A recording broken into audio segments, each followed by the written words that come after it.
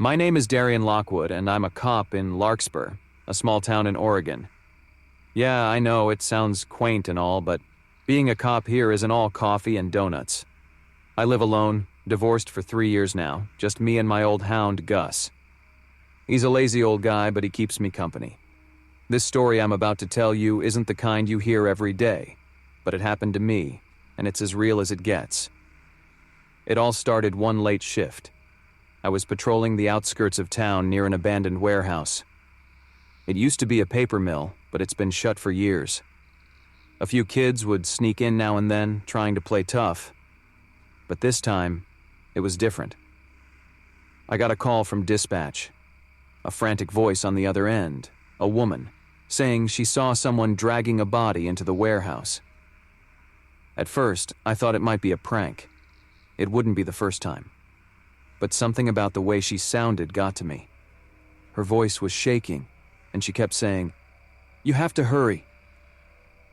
I pulled up to the warehouse. It was quiet. Too quiet.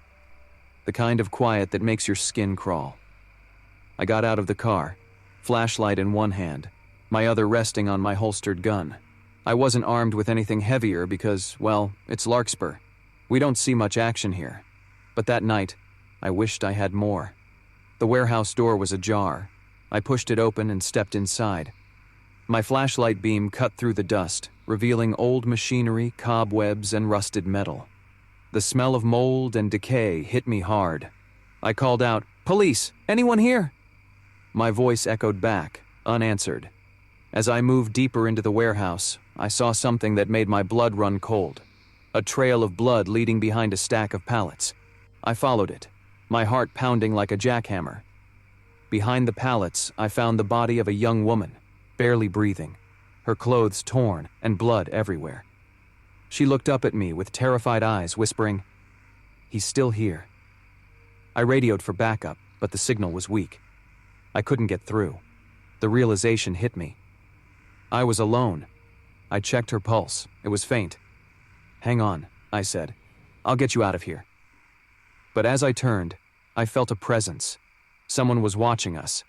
I spun around, and there he was.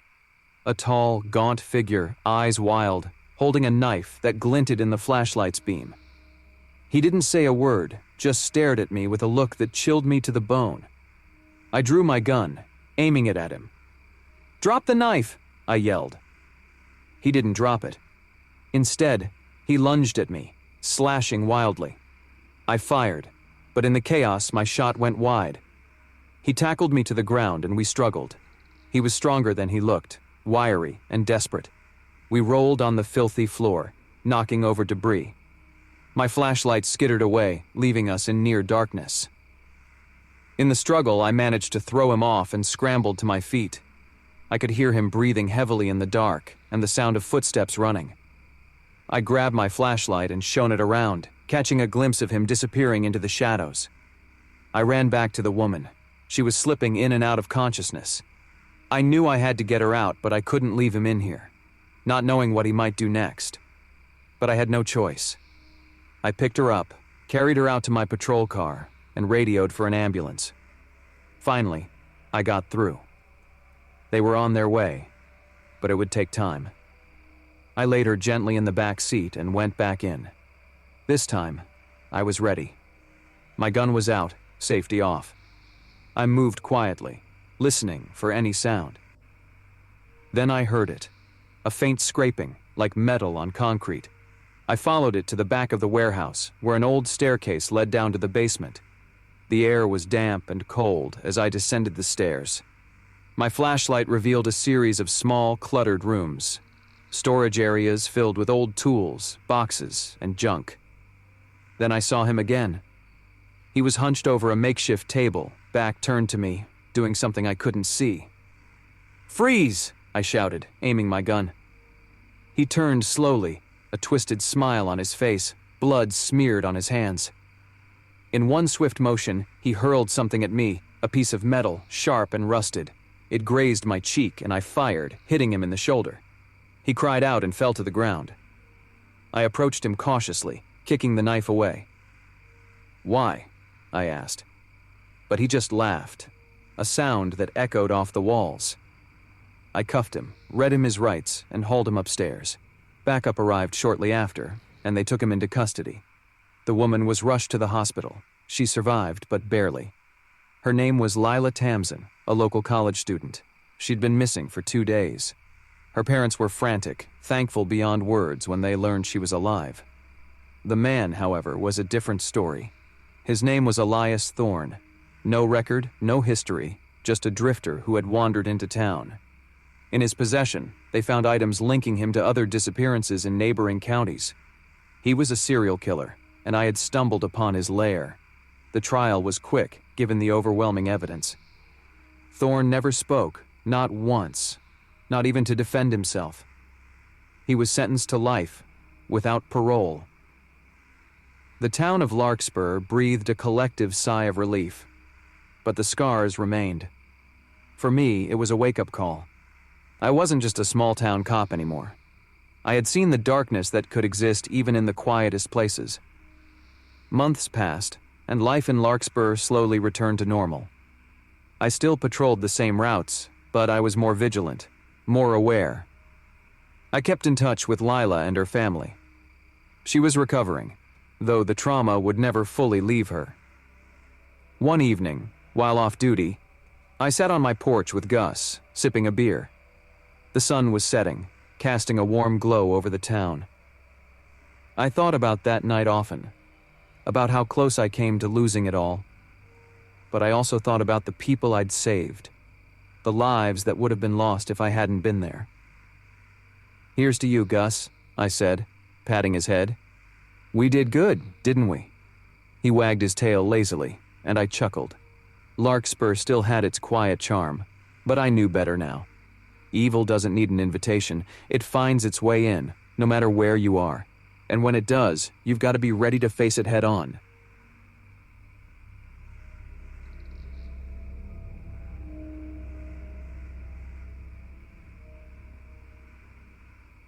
My name is Clyde Lennox, and back in 1998, I was just a small-town cop in Harlington, West Virginia.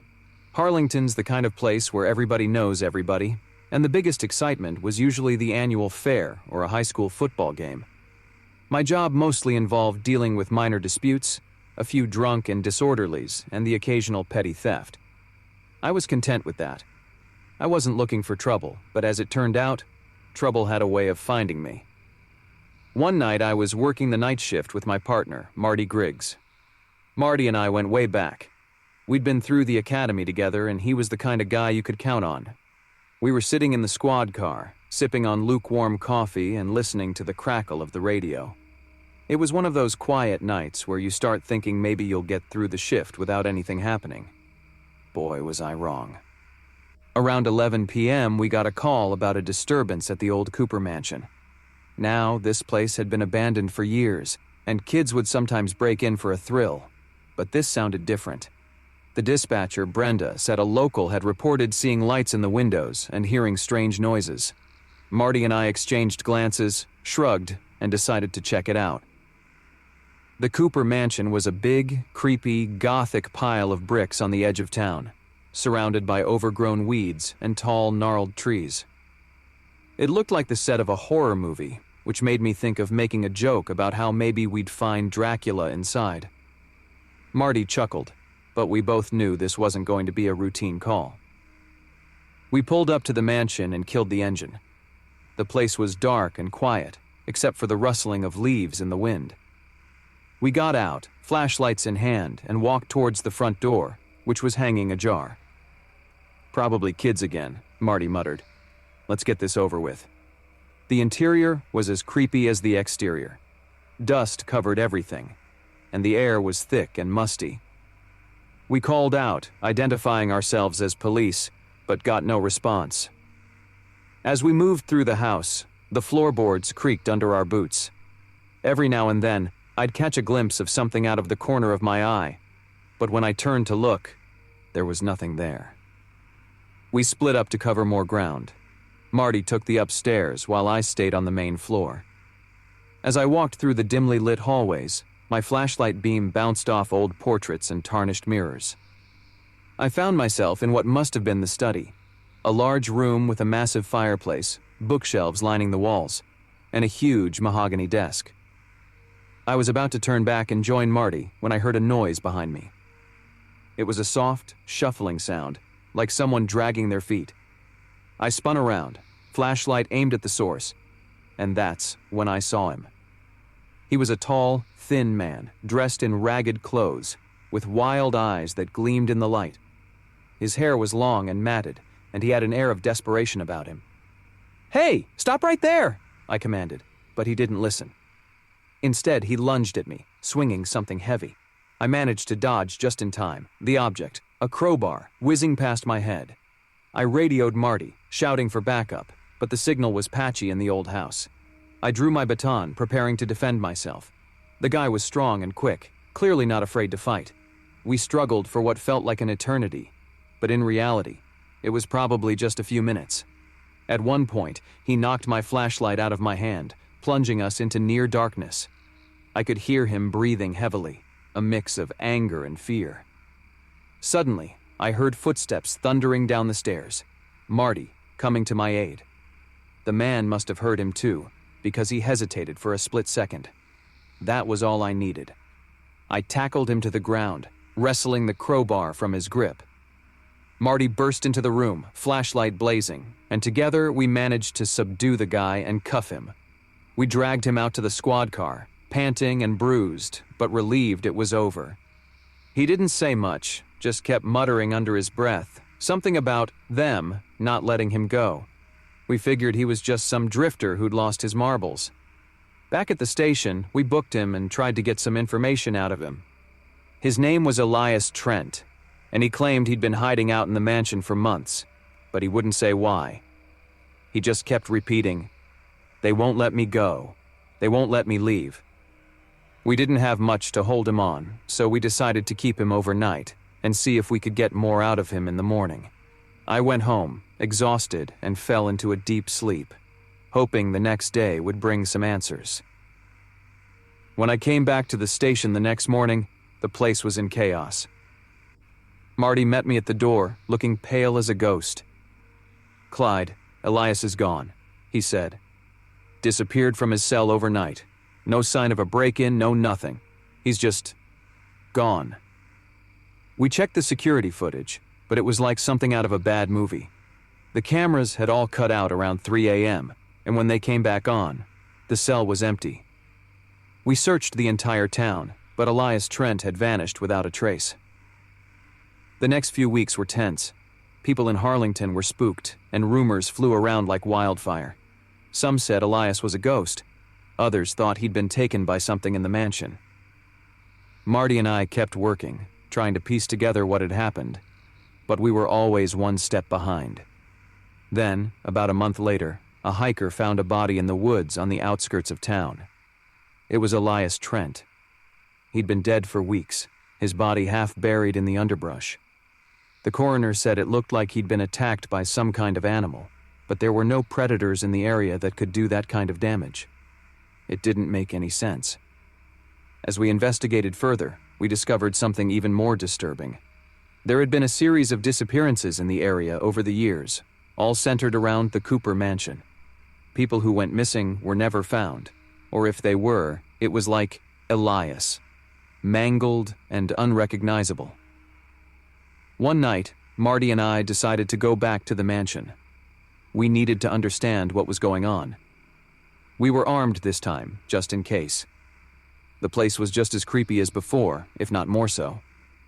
We moved through the house, checking every room, but it was empty. We were about to leave when we heard it, a soft, whispering voice coming from the basement. We exchanged glances and headed down, flashlights cutting through the darkness. The basement was cold and damp, the air thick with the smell of mold. The whispers grew louder, more insistent. In the far corner, we found a hidden door, partially concealed by an old rotting bookshelf. Behind it was a small room, filled with strange symbols painted on the walls. In the center of the room was a makeshift altar, and lying on it was a worn, leather-bound book. Marty picked it up and started flipping through the pages. It was filled with bizarre, ritualistic writings, like something out of a horror novel. As he read, his face grew pale. "Clyde, this is some kind of cult. These people were performing rituals here, sacrifices." We looked around the room, trying to make sense of it all. The symbols, the book, the disappearances, it all started to fit together. Elias Trent hadn't been just a drifter. He'd been involved in something dark and dangerous, and it had ultimately cost him his life. As we left the mansion, I couldn't shake the feeling that we'd only scratched the surface. Harlington had its secrets, and we'd stumbled upon one of its darkest. We reported our findings, but without solid evidence, there wasn't much we could do. The mansion remained, a silent sentinel of the past, and the town moved on, though a little less innocent than before. Marty and I never talked much about that night after that. We kept working, doing our best to keep Harlington safe. But every now and then, I'd catch a glimpse of the Cooper mansion in the distance, and I'd wonder about the people who'd vanished, and the dark forces that had claimed them. Years passed, and life went on. I retired from the force, moved to a quieter place, but the memories of Harlington stayed with me. Sometimes, late at night, I'd think about Elias Trent and the secrets he took to his grave. The world is a strange place, full of mysteries we may never fully understand. But as long as we keep looking, keep searching for the truth, there's hope. And so, here I am, telling you this story, not to scare you, but to remind you that there are things out there, hidden in the shadows, that we may never fully grasp. It's our job to shine a light on them, to seek out the truth, no matter how unsettling it may be, because in the end, that's all we can do. Keep looking, keep searching, and never give up.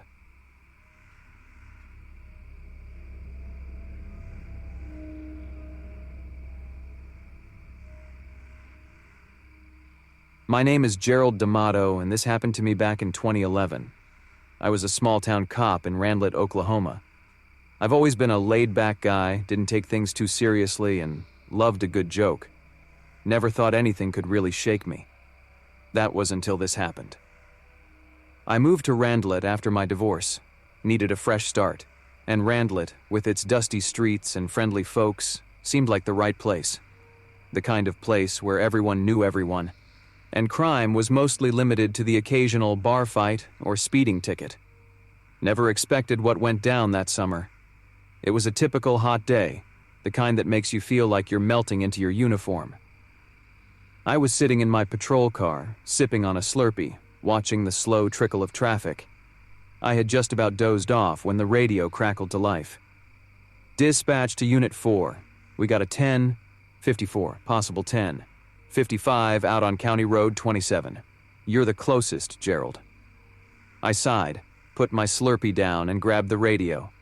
"Unit 4 en route," I replied, flipping on the siren and pulling onto the road. A possible dead body. Not the kind of thing you hear about often in Randlett. My mind raced as I drove. Who could it be? An accident? Or something worse? I pushed the thought away, focusing on the road ahead. When I got there, I saw an old Chevy pickup off the side of the road, half hidden by the tall grass. I parked my car and approached cautiously. The driver's side door was open, and a man was slumped over the steering wheel. "Hey, you all right?" I called out, though I already knew the answer. No response. I radioed for an ambulance, then carefully opened the door the rest of the way.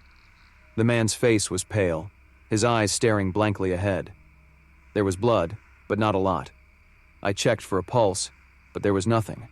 The paramedics arrived shortly after. They confirmed what I already knew. The man was dead. His wallet identified him as Randy Callahan, a local farmer. I knew Randy. He was a good guy, kept to himself mostly. Never caused any trouble. As they loaded Randy's body into the ambulance, I noticed something odd. The back of his head had a small puncture wound, almost like he'd been stabbed with something sharp. I pointed it out to the paramedics, who nodded grimly. "Looks like we might have a murder on our hands," one of them said. I felt a chill run through me. Murder? In Randlett? It seemed impossible. But there it was, staring me in the face. Back at the station, I filed my report and started looking into Randy's background. He lived alone, no family to speak of, just him and his dog, a big German shepherd named Max. I decided to head out to Randy's farm the next day to see if I could find any clues. The farm was a few miles out of town, a sprawling piece of land with an old farmhouse in the middle. Max greeted me at the gate, barking and wagging his tail. I scratched his ears and made my way to the house. Inside, everything seemed normal. No signs of a struggle, no blood. Just Randy's stuff, like he'd left in a hurry and never came back. I searched the house, then the barn, but found nothing out of the ordinary. As I was about to leave, I noticed something shining in the grass near the barn. I walked over and picked it up. It was a small silver penknife, the kind you'd find on a keychain. It looked new, barely used. Strange. Randy wasn't the type to carry something like this. I bagged the knife and headed back to the station. Maybe the lab could pull some prints off it, give us a lead. The next few days were a blur of interviews and dead ends. No one had seen anything suspicious, and no one knew why anyone would want to hurt Randy. I was starting to get frustrated, feeling like I was chasing shadows. Then, a week later, we got another call. This time, it was a missing person. Clara Higgins, a local school teacher, hadn't shown up for work, and her friends were worried. I headed over to her house to check things out. Clara lived alone, just like Randy. Her house was neat and tidy, nothing out of place. Her car was in the driveway, but there was no sign of her. I checked the doors and windows, all locked from the inside. It was like she had just vanished.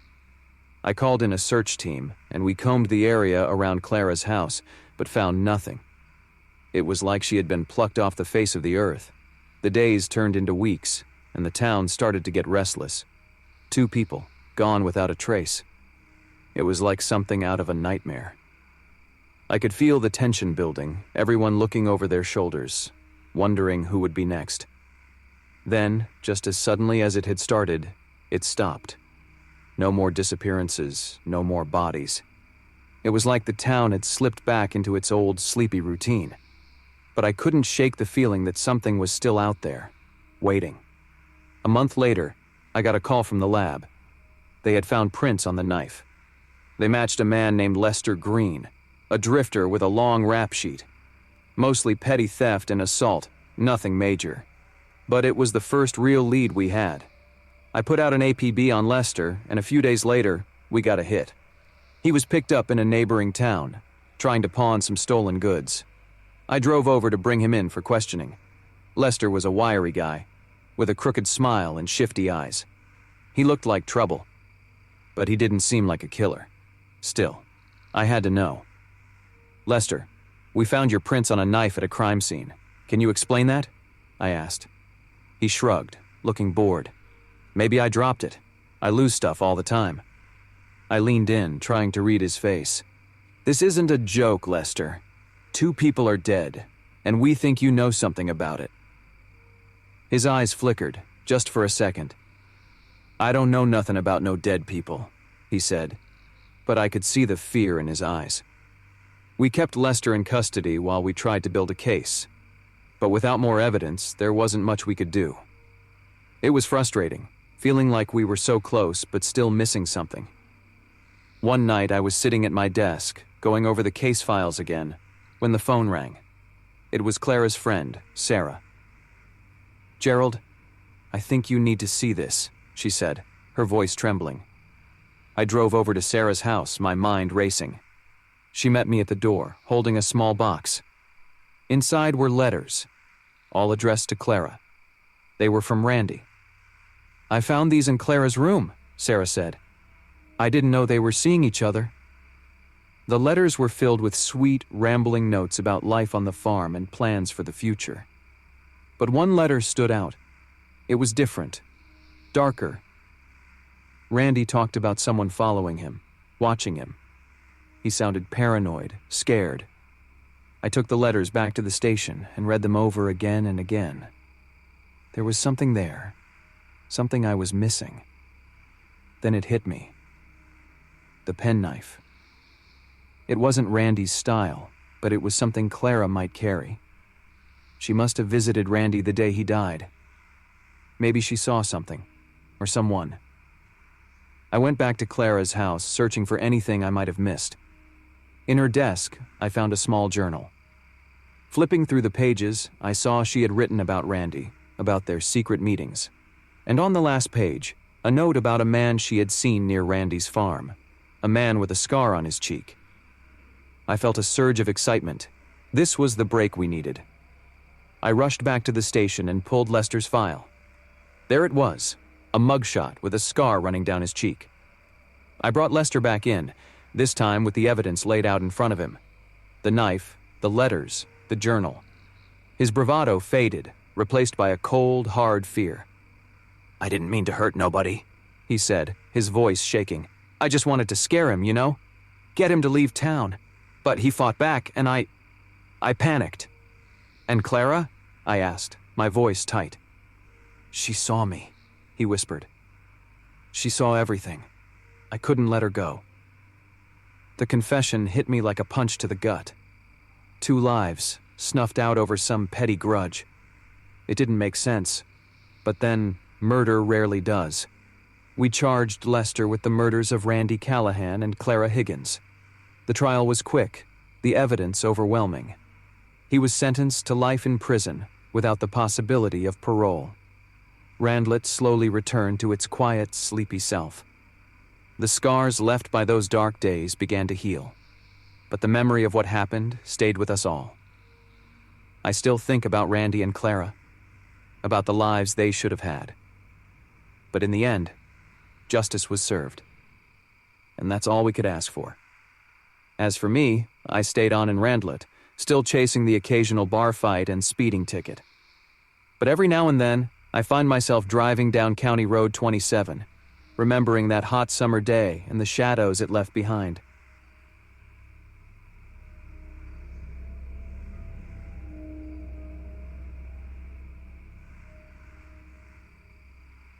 My name is Zachary Tellis, and I'm the sheriff of Green Hollow, a quiet town tucked away in the forests of Pennsylvania.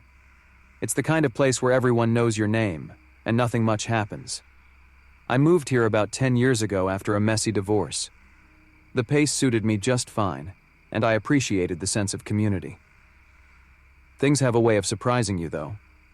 It all started when I got a call from Hazel, the elderly widow who lived on the outskirts of town.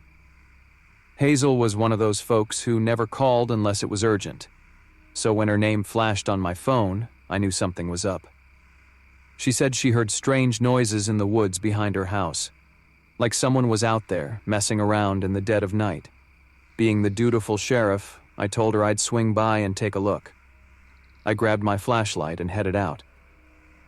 The night was cool and quiet, the kind of calm that makes you feel like everything's all right with the world. Hazel's house sat at the end of a long, winding dirt road, surrounded by trees that seemed to whisper secrets in the dark. I parked my cruiser and walked to her door. Hazel greeted me with a cup of coffee and a worried expression. "I'm not one for tall tales, Sheriff, but I know what I heard," she said, peering into the darkness beyond her porch. It was like someone was out there just watching. I assured her I'd check it out and started my walk around the property. The woods were thick, the kind of dense underbrush that makes it easy to get lost if you're not careful. As I moved deeper into the forest, I felt the usual crunch of leaves under my boots and the occasional snap of a twig. My flashlight beam cut through the darkness, but all I found were the usual nocturnal critters and an old deer trail. I figured it was just her imagination, or maybe a deer or raccoon that got too close to the house. The next morning, Hazel called again. This time, she said she found something near her garden, a bunch of animal bones arranged in a circle. That got my attention. Animal bones showing up in a neat circle wasn't something you see every day in Green Hollow. I drove out to her place again, and sure enough, there they were. Bones from small animals, rabbits and squirrels mostly, all laid out in a perfect circle. "What do you make of this, Sheriff?" Hazel asked, her voice shaking. I didn't have an answer. It was odd, sure, but not necessarily criminal. Maybe some kids playing a prank, though it didn't feel right.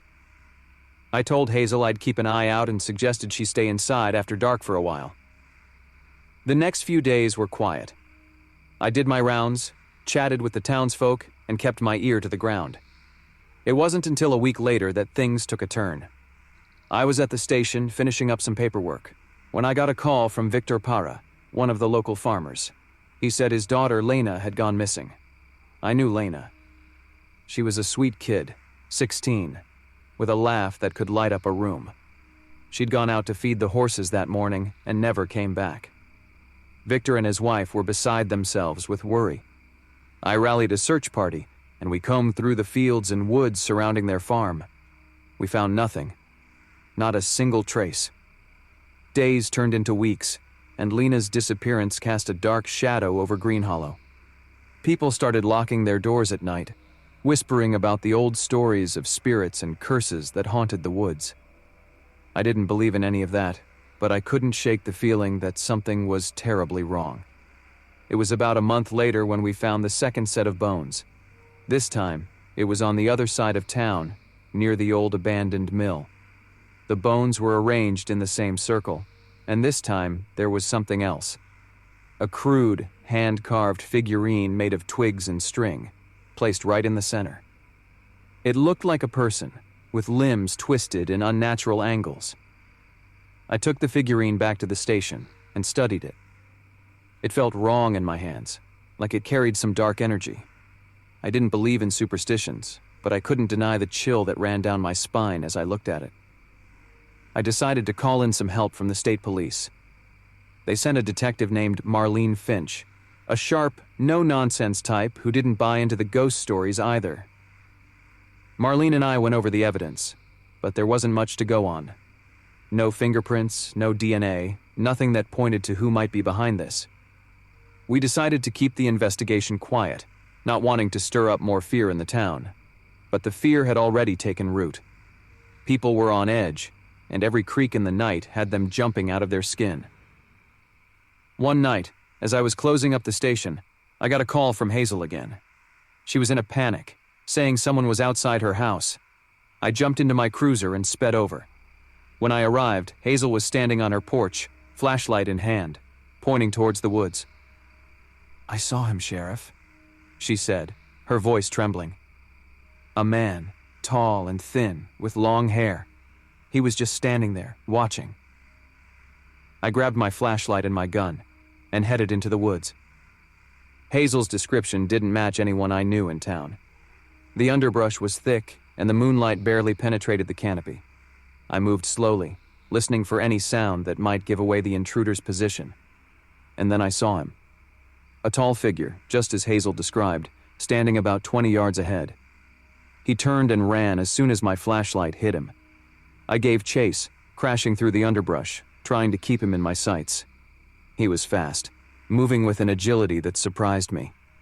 I lost him after a few minutes, but not before catching a glimpse of his face, pale and gaunt, with eyes that seemed to burn in the darkness. I returned to Hazel's house and assured her I'd keep patrolling the area. Marlene and I decided to set up a stakeout, hoping to catch the stranger if he returned. We spent several nights in the woods, but he never showed. It was like he vanished into thin air. The tension in Green Hollow was palpable. People were scared, and I felt helpless. Then one night, things escalated. I was awoken by a call from the station.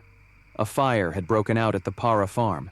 I raced over, sirens blaring, but by the time I arrived, the barn was engulfed in flames. Victor and his wife were outside, trying desperately to control the blaze, but it was too late. The fire consumed the barn and everything in it. We never found out what started the fire, but I had a sinking feeling it was connected to everything else. The bones, the figurines, the stranger in the woods, it all felt like pieces of a puzzle I couldn't put together. The next day, Marlene and I decided to do a thorough search of the woods around Hazel's house. We spent hours combing through the underbrush, looking for any sign of the stranger or clues to what was happening. That's when we found the cabin. It was old and decrepit, hidden deep in the forest where no one would stumble upon it by accident. The door was ajar, and a musty smell wafted out as we approached. Inside, we found a scene straight out of a nightmare.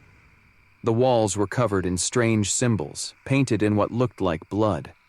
Animal bones, and more of those crude figurines were scattered around. And in the center of the room was an altar of sorts, with candles and a large, twisted figure made of branches and string. Marlene and I exchanged a look. This was beyond anything we had expected. We called for backup and began to carefully search the cabin. In a small, hidden compartment under the floorboards, we found a journal. It was filled with ramblings about rituals and sacrifices, and references to an ancient spirit that demanded offerings. It sounded like the ravings of a madman, but it was the closest thing we had to a lead. We took the journal back to the station and started piecing together the story. It seemed like the person behind this believed they were appeasing some dark entity, and the bones and figurines were part of their rituals. We kept the cabin under surveillance, hoping the stranger would return, but days turned into weeks, and there was no sign of him. Then, just as we were starting to think he had moved on, another person went missing. This time, a young woman named Karen, who worked at the local diner. She had gone for a walk after her shift and never came back. The town was in a state of panic. 2 people missing, strange rituals, a fire. It was all too much. We doubled our patrols and warned everyone to stay indoors after dark. Marlene and I spent every waking hour trying to find a connection, but it felt like we were always one step behind. Then, one night, I got a call from Victor. He said he saw something moving in the woods near his farm, something that looked like the figure Hazel had described. I grabbed my flashlight and gun and drove over as fast as I could. When I arrived, Victor was waiting for me, pale and shaking. "I saw him, Sheriff.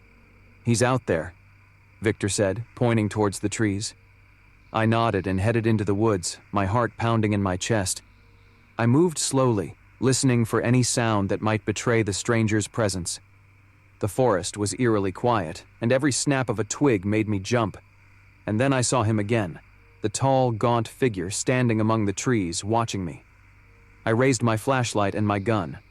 "Stop! Police!" I shouted.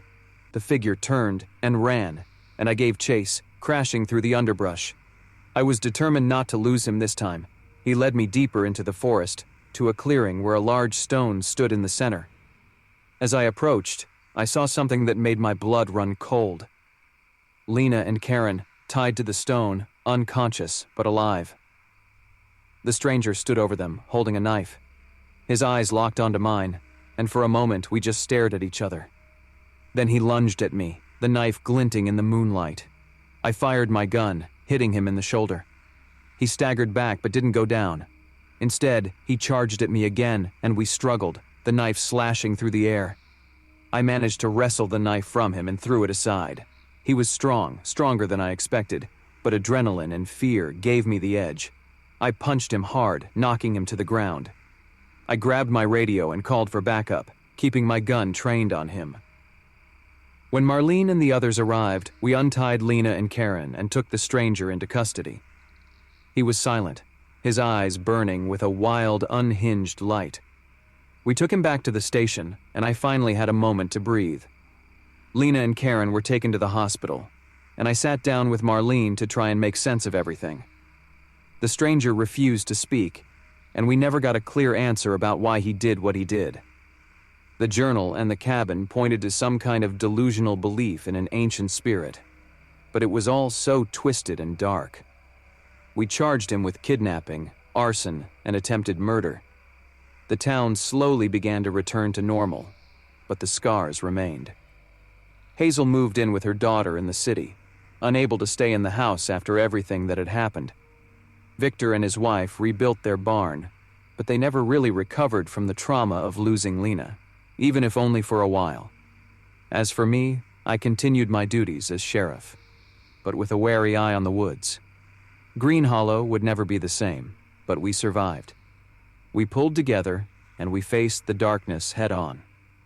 In the end, that's all you can do. Just keep moving forward, one step at a time, and hope the light is strong enough to keep the shadows at bay. I look back on those days with a mix of relief and sorrow. We stopped a madman, saved lives, and brought a semblance of peace back to our town. But the memory of those dark nights, the fear in Hazel's eyes, and the burning rage in the stranger's gaze, those stay with me. They remind me that even in the quietest of places, darkness can lurk, and it's up to us to keep it at bay.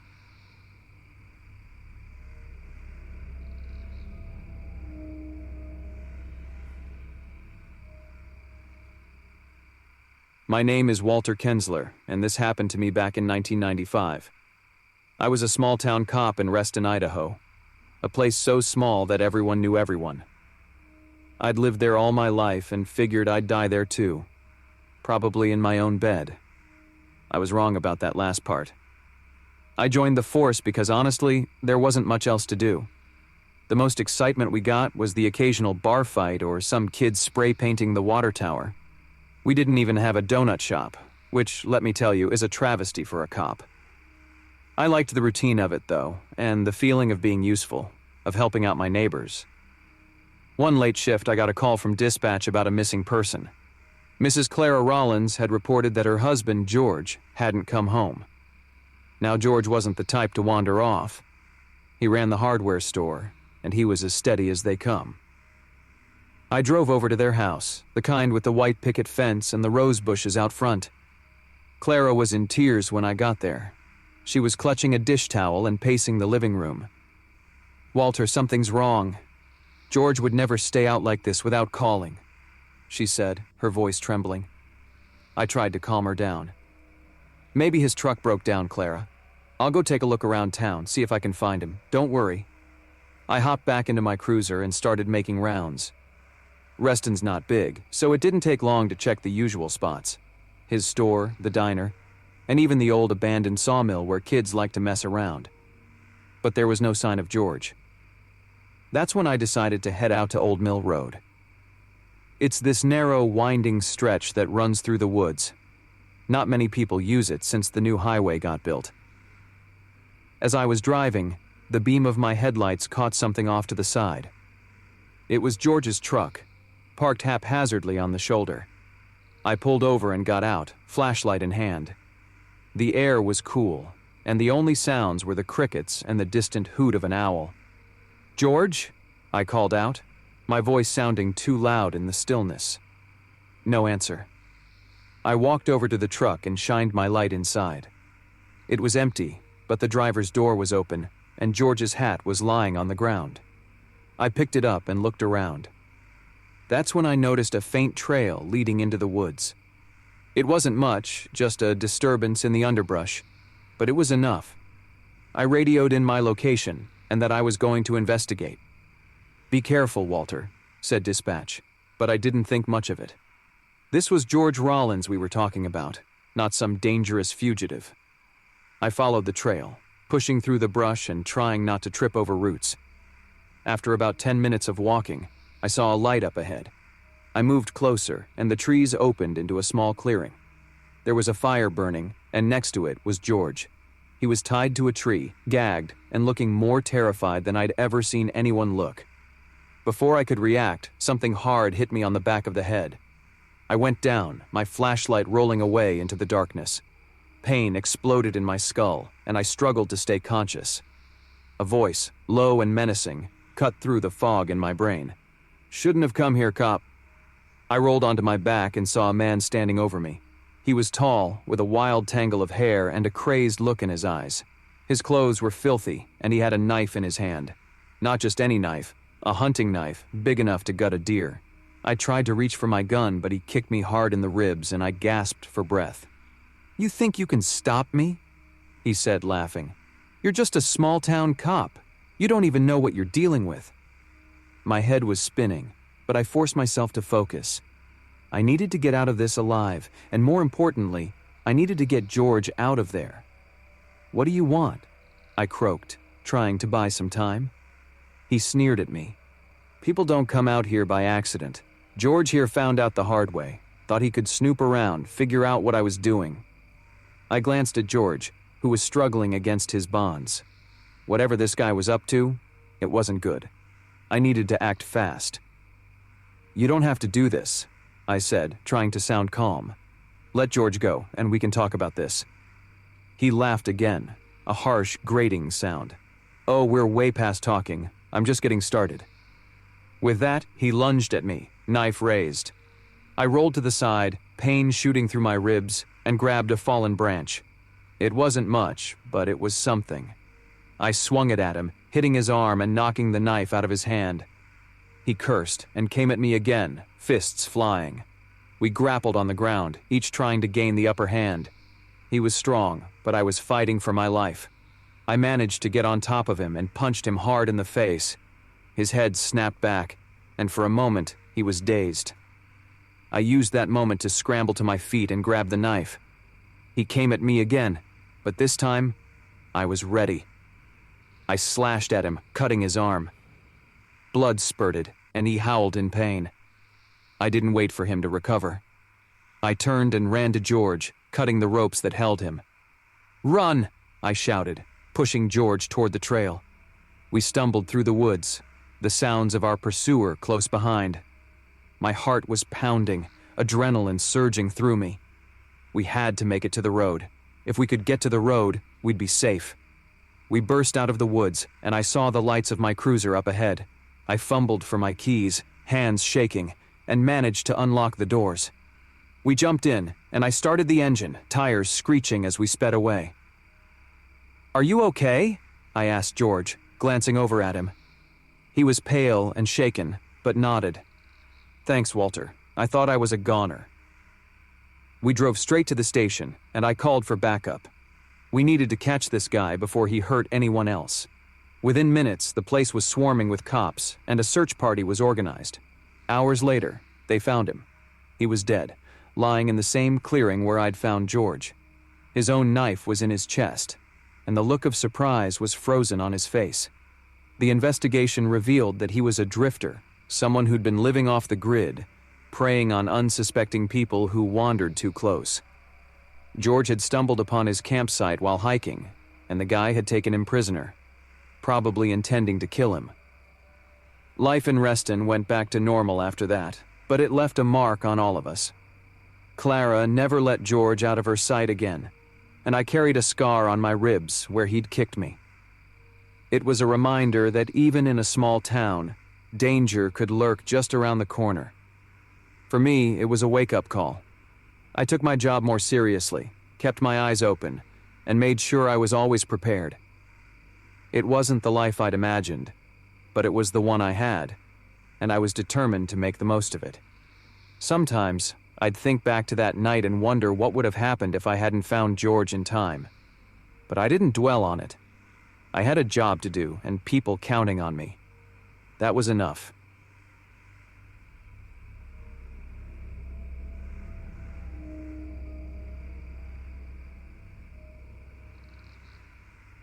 My name is David Beltran, and this happened to me in the summer of 1998.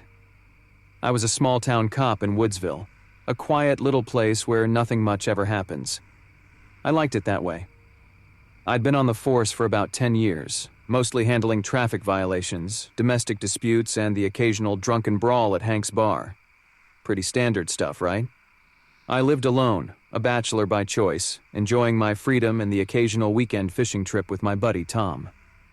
Tom, he's a character. Always cracking jokes, especially when things get tense. We went to high school together. Then he went off to the city, and I stayed back. He'd come back every couple of months to visit his folks and catch up with me. We always had a good laugh, reminiscing about the old days and our high school pranks. One evening, I got a call from dispatch. There'd been a report of a missing person, a young woman named Laura Myers. She'd been visiting her aunt, who lived on the outskirts of town, near the old Quarry. I knew the place well, a creepy, rundown area that kids liked to dare each other to visit. Laura was supposed to return home 2 days ago, but there was no sign of her. Her car was found abandoned near the Quarry, keys still in the ignition. I picked up Tom on my way to the Quarry. He was always up for a bit of adventure, and I figured having him around would lighten the mood. We joked about how we'd probably find Laura making out with some local boy behind the old Quarry rocks, But deep down, I felt something was off. Call it a cop's intuition. We arrived at the quarry just as the sun was setting, casting long shadows over the rocky terrain.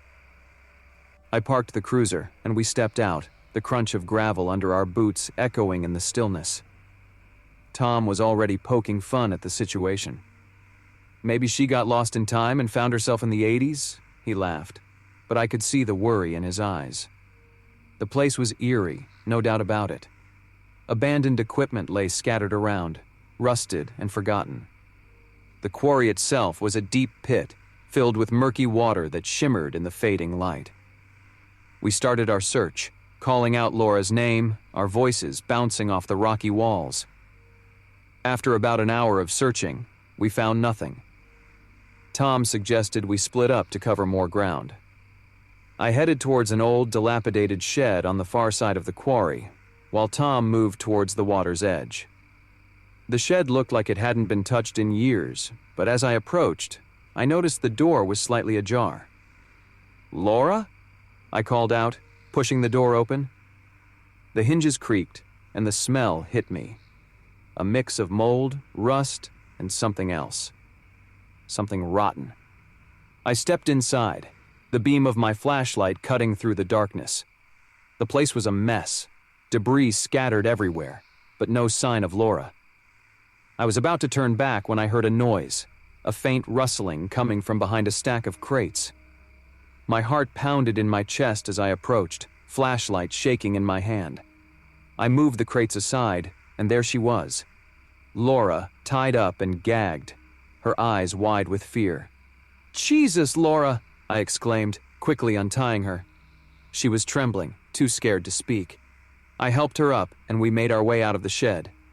"Tom, I found her!" I shouted, my voice cracking. Tom came running over, relief washing over his face when he saw Laura. "Thank God," he muttered. "What happened?" Laura was too shaken to explain, so we decided to get her back to town first. As we made our way to the cruiser, I couldn't shake the feeling that we were being watched. I kept glancing over my shoulder, but saw nothing. Back at the station, Laura finally started to talk. She told us that she'd been exploring the quarry when she was grabbed from behind. She didn't see who it was, but she described him as strong, with a rough voice. He'd dragged her to the shed and tied her up, but she had no idea why. We launched an investigation, but there were no leads, no fingerprints, no witnesses, nothing. It was like the guy had vanished into thin air. The only clue we had was Laura's description. Strong, rough voice. Not much to go on. A few days later, another person went missing, a young man named Jack who worked at the local gas station. His car was found near the quarry, just like Laura's. This time there was no sign of him. The town was in a panic. People started locking their doors at night, kids were kept indoors, and rumors spread like wildfire. Tom and I spent every waking hour searching for Jack. We scoured the quarry, questioned everyone in town, but we were always one step behind. Then, one night, Tom got a call. His sister, Lisa, had gone missing. She'd been out for a jog and never came home. I'd never seen Tom so scared. We headed straight to the quarry. It was the only place that made sense. We arrived to find Lisa's car parked in the same spot as the others. My blood ran cold as we approached the vehicle. The door was open, and there was a struggle. The ground was disturbed, and there were signs of a fight. "Lisa!" Tom shouted, his voice echoing in the night. We split up again, me heading towards the shed, Tom towards the water. The place was deathly silent, the kind of silence that makes your ears ring.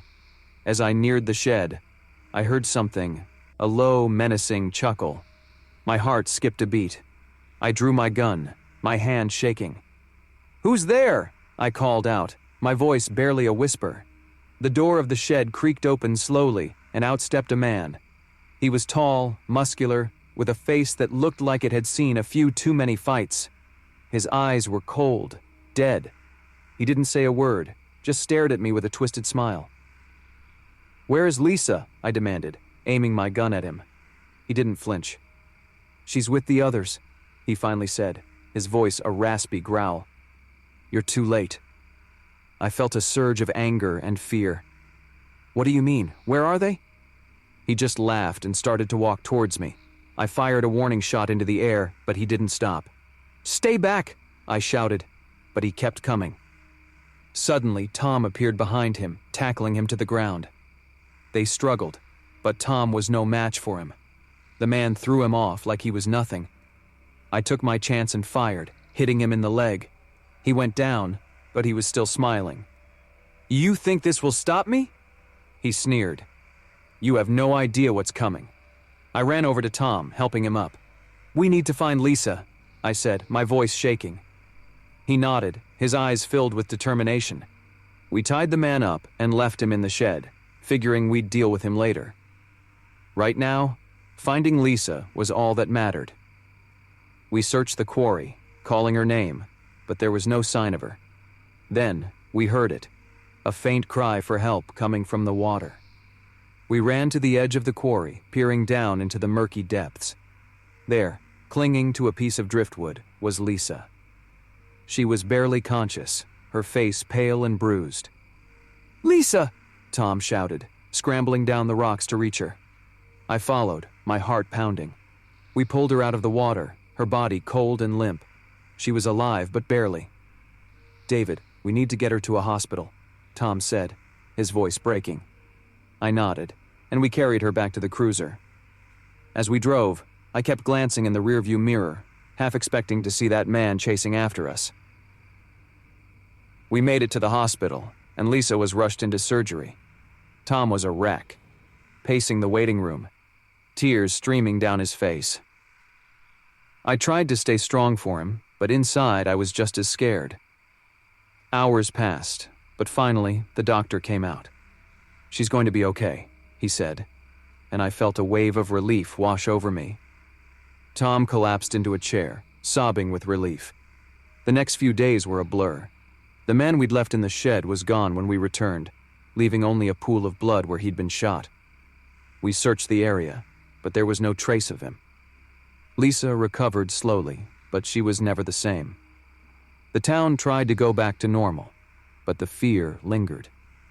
People were still missing, and we never found out what happened to them. The quarry became a place of dread, a reminder of the horrors that had unfolded there. Tom and I remained close, but we both carried the scars of that summer. We never talked about it, not really. It was too painful, too raw. But sometimes, late at night, I'd find myself thinking about that man, wondering where he was, and if he was still out there, waiting. Life went on, but Woodsville was forever changed. The quarry was fenced off, deemed too dangerous, and the town slowly began to heal. But for those of us who were there, who lived through it, the memories would never fade. We had faced something dark, something evil, and while we had survived, we were never the same. Years later, I retired from the force, but the events of that summer still haunted me. I moved away from Woodsville, hoping for a fresh start. But no matter where I went, the memories followed. I found solace in small things. A good book, a walk in the park, a call from Tom. One day, Tom called me with news. They had found another body near the quarry, a man who matched the description of the one who had terrorized us. He had died of his wounds, finally succumbing to the injury I had inflicted. There was a sense of closure, knowing he was no longer a threat, but it didn't bring back the missing or heal the wounds he had caused. We met up one last time at Hank's bar, raising a glass to the lives lost and the friends who stood by each other. "To Lisa," Tom said, his voice steady. "To those we lost and those we saved." We clinked our glasses, the sound echoing in the empty bar. It wasn't much, but it was something. A way to remember, a way to move on. As we sat there, reminiscing about the past, I realized that no matter how dark things had been, there was always a light in friendship, in hope, in the resilience of the human spirit. And so, we carried on, living our lives, forever marked by the events of that summer. but determined to find joy and peace in the days ahead. Because in the end, that's all any of us can do. Keep going, keep living, and keep fighting for a better tomorrow.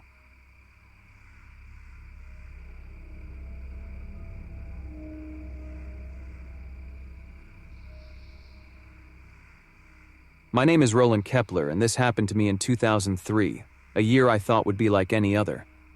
I'm a small-town cop in a quiet place called North Hill, Maine. My life isn't particularly thrilling, which is how I like it. I spend my days handling minor disputes, patrolling the same routes, and grabbing coffee from the diner where everyone knows my name. I've got a wife, Maggie, and 2 kids, Sam and Lily, who are the center of my world. We live a simple life, and that suits me just fine. North Hill isn't the kind of place where you expect much excitement. It's a small, unassuming town where folks tend to their own business and leave their doors unlocked at night. So, when things started to go sideways, it took a while for anyone to notice. It began with a missing person report. Nothing too unusual. People wander off sometimes. The call came in from Mrs. Lowry, who lived alone on the outskirts of town. She reported that her son, Nathan, who worked in construction, hadn't been home in 2 days. Now, Nathan was known to go off on benders now and then, but he'd always show up eventually, hungover and sheepish. "Roland, you mind checking on Nate for me?" Mrs. Lowry's voice crackled over the phone. "Sure thing, Mrs. Lowry. I'll swing by his usual haunts and see if I can track him down," I said, grabbing my keys and heading out. I drove by the usual spots, the bar, his workplace, and even the rundown motel where he sometimes crashed. No sign of Nathan. His coworkers hadn't seen him either, which was odd. They mentioned he'd been acting strange lately, paranoid even, claiming someone was following him. Probably just the booze, I thought. But I made a note to keep digging. Days turned into a week, and there was still no sign of Nathan. Mrs. Lowry was getting frantic, and frankly, so was I. North Hill isn't a place where people just vanish. One night I got a call from Mike, my buddy, and the town's other cop. "Roland, you gotta see this," he said, his voice low and serious. "Meet me at the old Larson place." The Larson place was an abandoned farmhouse on the edge of town, a relic from a bygone era that had fallen into disrepair. It was the kind of place kids dared each other to go on Halloween. I drove there, the headlights cutting through the dark, and met Mike outside. "What's going on?" I asked, stepping out of the car. "You need to see for yourself," he said, leading me inside. The smell hit me first, musty, with a hint of something else, something metallic. Mike pointed his flashlight toward the floor, and that's when I saw it. A dark stain, large and ominous, soaking into the wood. Blood. Lots of it. "Jesus, Mike," I muttered. "Who the hell?" "No idea," he replied. "But it's fresh. Can't be more than a day old." We searched the place top to bottom, but there was nothing else. No body, no clues. Just that massive pool of blood. I called in backup from the county, and soon the place was crawling with forensics, but they didn't find much either. It was like someone had gone to great lengths to clean up, but missed the blood. As the days passed, more people started to disappear. First it was Lila, the waitress from the diner, then Old Man Thompson, who lived alone. Each case was eerily similar. No signs of struggle, no witnesses, just gone. The town was on edge, and Maggie was scared. I tried to reassure her, but truth be told, I was scared too. One night, while I was on patrol, I got a call from Maggie. "Roland, there's someone outside," she whispered, her voice trembling. "I can see a shadow moving near the barn." "Stay inside. Lock the doors. I'll be there in 5 minutes," I said, my heart racing as I sped home. I arrived to find Maggie and the kids huddled in the living room, pale and shaken. I grabbed my flashlight and headed out to the barn, gun drawn. The moon was high, casting long, eerie shadows. As I approached the barn, I heard a rustling noise, followed by a faint whisper.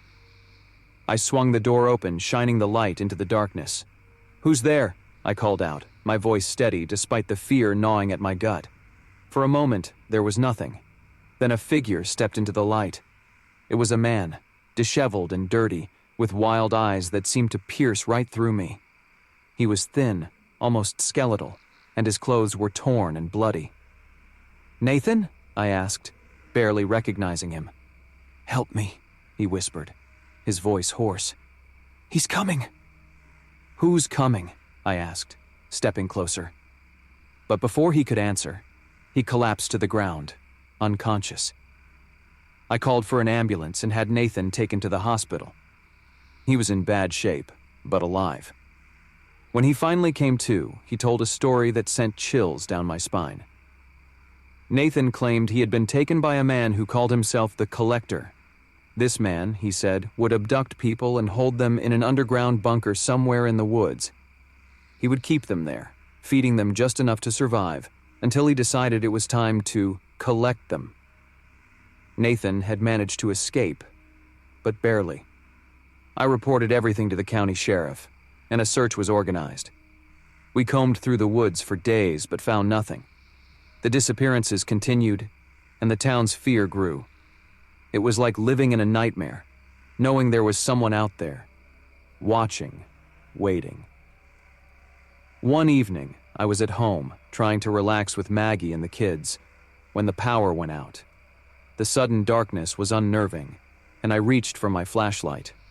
The phone rang, and I answered it, my heart pounding. "Roland, it's Mike. You need to get to the station.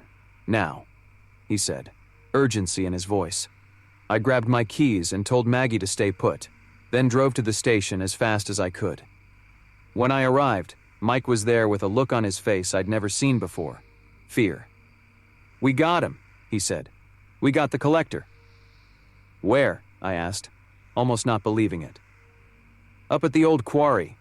You're not going to believe this, Roland." We drove to the quarry, a place long abandoned and overgrown. There, in a hidden clearing, we found a makeshift bunker, just like Nathan had described. Inside, we found the missing townspeople, some alive, some not. The sight was horrific, and it took everything I had to keep it together. The Collector himself was there too, a middle-aged man with a calm demeanor that was chilling. He didn't resist arrest, didn't say a word. He just smiled, a cold, empty smile, as we took him away. The aftermath was a blur of activity, rescue operations, media frenzy, and endless questions. The town struggled to come to terms with what had happened, families grieved, and some semblance of normalcy began to return. But it was a long road. Nathan and the other survivors needed time to heal, both physically and mentally. The Collector, whose real name turned out to be Malcolm Grant, was tried and convicted, sentenced to life in prison without parole. The horror he inflicted on our town would never be forgotten, but we took solace in knowing he would never hurt anyone again. As for me, I went back to my routine. But things were different. I was different. The quiet nights of North Hill now held an undercurrent of unease. I took comfort in my family, in the simple joys of everyday life, but I couldn't shake the feeling that we had brushed up against something truly evil. Maggie often asked me how I was holding up, and I'd smile and say I was fine. But deep down, I knew that the events of that year had left a mark on all of us. North Hill was still our home, but it had changed, and so had we. Life went on, as it always does. The town slowly healed, and new families moved in, unaware of the horrors that had once gripped this place. I kept doing my job, kept protecting the people I cared about, knowing that while evil had come to our town, we had faced it and survived. And that, I told myself, was enough. But every now and then, when the night was particularly quiet and the shadows seemed a bit too long, I'd find myself thinking about Malcolm Grant and the darkness he brought into our lives. It was a reminder that even in the safest places, danger can lurk just beneath the surface, waiting to strike. And it was up to people like me to stand watch, to keep the darkness at bay and to protect those we love.